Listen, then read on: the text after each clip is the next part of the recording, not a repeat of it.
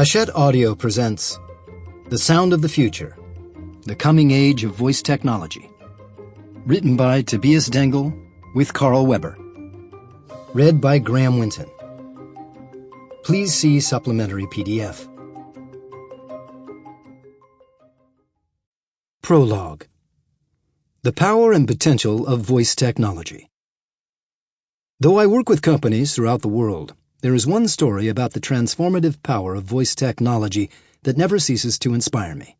It began in May 2018 when a student at the University of North Carolina named Anastasia Sewell, a music lover and an avid runner, was in New Orleans to celebrate her 21st birthday with her family. With no warning, she began to feel odd symptoms, weakness, and poor coordination. Within hours, they got worse. Her fingers and toes tingled, and her body felt numb. Sewell tried to shake off the problem. As planned, she and her mother began seeing the sights of New Orleans.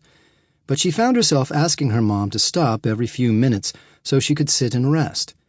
This was not the Anastasia everyone had come to know, the vigorous woman friends described as the picture of health, who'd recently qualified for that fall's Boston Marathon.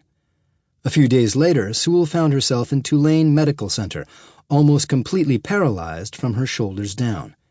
She had contracted Guillain-Barré syndrome, GBS, a neurological disorder that affects approximately one person in 100,000.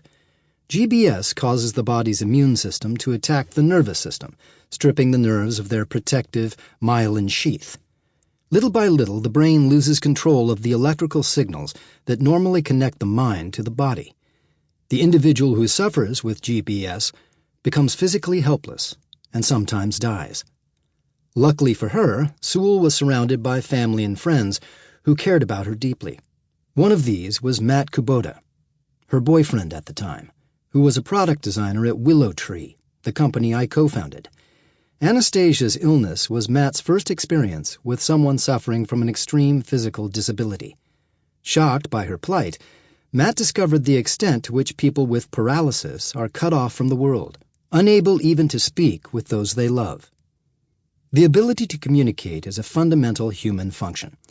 When a person is seriously ill, lack of that ability can make medical treatment extremely difficult by limiting access to basic information about the patient's condition. Does she have any feeling in her limbs? Is she too hot or too cold, hungry or thirsty? To deal with this, Sample complete. Ready to continue?